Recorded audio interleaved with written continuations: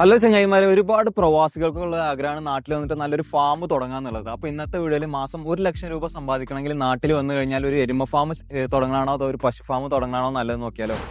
ആദ്യം നമുക്ക് എരുമയുടെ കാര്യം നോക്കാം. എരുമയുടെ പാല് എന്ന് പറഞ്ഞാൽ നല്ല കൊഴുപ്പടങ്ങിയിട്ടുള്ള പാലാണ്. അപ്പോൾ നമ്മൾ മിൽമേലൊക്കെ കൊണ്ടു കൊടുക്കുകയാണെങ്കിൽ 55 രൂപ 60 രൂപയൊക്കെയാണ് ഒരു ലിറ്റർ എരുമപ്പാൽ നമുക്ക് കിട്ടും. അത് വീടുകളിൽ കൊടുക്കാൻ ഒരു 65 രൂപ കിട്ടും. അപ്പോൾ നമുക്ക് ഒരു ലിറ്റർ എരുമപ്പാലിന് 60 രൂപ ആയിട്ട് കണക്കാക്കാം.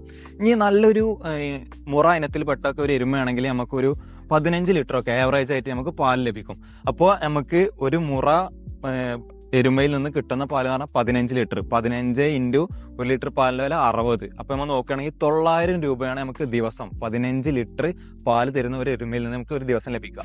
ഇനി നമുക്ക് അടുത്തത് ഒരു HF പശുവിനെ എടുത്തു കഴിഞ്ഞാൽ നമുക്ക് ഏകദേശം ഒരു 20 ലിറ്റർ പാലാണ് ഒരു HF പശു നമുക്ക് തരിക. അത് നമുക്ക് അതിന്റെ റേറ്റ് എന്ന് പറഞ്ഞാൽ ഒരു ലിറ്റർ പാലിന്റെ റേറ്റ് എന്ന് പറയുകയാണെങ്കിൽ നമ്മൾ മിൽമേലൊക്കെ കൊണ്ടുപോയി കൊടുക്കുകയാണെങ്കിൽ ഒരു 45 രൂപ 50 രൂപ ഒക്കെ കിട്ടും. അത് വീടുകളിൽ കൊടുക്കുകയാണെങ്കിൽ ഒരു 55 രൂപ ഒക്കെ നമുക്ക് കിട്ടും.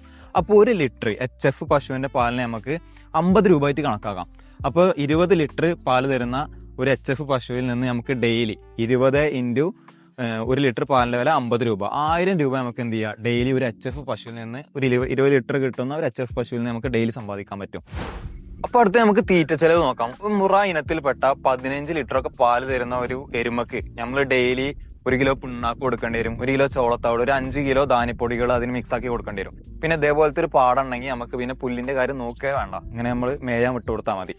പിന്നെ പറയാനുള്ളത് പറഞ്ഞാൽ പശുവിനെ കാട്ടിയും പകുതി തീറ്റ മാത്രമേ ഈ എരുമകൾ എടുക്കുള്ളൂ. അപ്പോൾ തീറ്റകൾ നോക്കണം. പിന്നെ നല്ല രീതിയിൽ വെള്ളം വേണമെന്ന് മാത്രമാണ് എരുമക്ക് ഒരു കണ്ടീഷനായിട്ട് വരണുള്ളൂ. അപ്പോൾ ഇങ്ങനെ നോക്കുകയാണെങ്കിൽ ഒരു 250 രൂപക്കാണ് നമുക്ക് ഒരു ദിവസം തീറ്റ ചെലവിന് വരിക. അപ്പോൾ 900 രൂപ നമുക്ക് പാല് വിറ്റിട്ട് 15 ലിറ്റർ പാല് കൊടുത്തിട്ട് 900 രൂപ കിട്ടിക്കഴിഞ്ഞാൽ അതിൽ 250 രൂപ തീറ്റ ചെലവായിട്ട് പോയി കഴിഞ്ഞാൽ ഒരു 650 രൂപയാണ് നമുക്ക് ഒരു ദിവസം 15 ലിറ്റർ പാല് തരുന്ന ഒരു എരുമയിൽ നിന്ന് നമുക്ക് ഉണ്ടാക്കാൻ പറ്റുക. അപ്പൊ നമുക്ക് അടുത്തത് ഒരു 20 ലിറ്റർ പാല് തരുന്ന ഒരു പശുവിന്റെ ഒരു ദിവസം തീറ്റ ചെലവ് നോക്കാം. അപ്പൊ അതിന് നമ്മൾ ഒരു 2 കിലോ പിണ്ണാക്ക്, ഒരു 5 കിലോ ധാന്യപ്പൊടികൾ, ഒരു 10 കിലോ സൈലേജ് ഒക്കെ കൊടുക്കേണ്ടി വരും. അപ്പൊ ഇങ്ങനെ നോക്കുമ്പോൾ ഒരു 400 രൂപയാണ് ഒരു 20 ലിറ്റർ പാല് തരുന്ന പശുവിന് നമുക്ക് ഡെയിലി ചെലവായിട്ട് വരും. അപ്പൊ 20 ലിറ്റർ പാല് വിറ്റ് കഴിഞ്ഞാൽ നമുക്ക് ഒരു 1000 രൂപ കിട്ടും. അതിൽ 400 രൂപ തീറ്റ ചെലവായിട്ട് പോയി കഴിഞ്ഞാൽ ഒരു 600 രൂപയാണ് നമുക്ക് ഒരു HF പശുവിന്, ഒരു 20 ലിറ്റർ പാല് തരുന്ന ഒരു പശുവിൽ നിന്ന് നമുക്ക് ഡെയിലി ഉണ്ടാക്കാൻ പറ്റുക. അപ്പൊ ഇപ്പൊ നമ്മൾ ഒരു ആവറേജ് പാൽ കിട്ടുന്ന ഒരു പശുവിന്റെയും അതുപോലെ തന്നെ ഒരു ആവറേജ് പാൽ കിട്ടുന്ന ഒരു എരുമയുടെയും കണക്കുകളാണ് നമ്മൾ നോക്കിയത്. അപ്പൊ ഈ കണക്കുകൾ നോക്കുന്ന സമയത്ത് ഒരു 600 രൂപയാണ് പശുവിൽ നിന്ന് നമുക്ക് ലഭിക്കുക, 650 രൂപയാണ് തീറ്റ ചെലവൊക്കെ കഴിഞ്ഞിട്ട് നമുക്ക് ഒരു എരുമയിൽ നിന്ന് ലഭിക്കുക. അപ്പൊ എനിക്ക് തോന്നിയിട്ടുള്ളത് എരുമ കൃഷിയാണ് നമുക്ക് കേരളത്തിൽ ഏറ്റവും നല്ലതെന്നാണ്. അതെന്ന് പറയണമെങ്കിൽ ഈ പശുവിനെക്കാട്ടും രോഗങ്ങളൊക്കെ തന്നെ കുറവാണ് ഈ എരുമക്ക്. അങ്ങനെ ഒരു രോഗങ്ങളും വരാൻ സാധ്യതയില്ലാത്ത ഒരു ഇതാണ്. പിന്നെ അതേപോലെ തന്നെ ഈ ഇതേപോലെ ഒരു പാടം കാര്യങ്ങളൊക്കെ ഉണ്ടെങ്കിൽ തീറ്റ ചെലവ് വളരെ കുറവായിരിക്കും. പിന്നെ വേണ്ടിയെന്ന് പറഞ്ഞാൽ നല്ല വെള്ളം വേണം.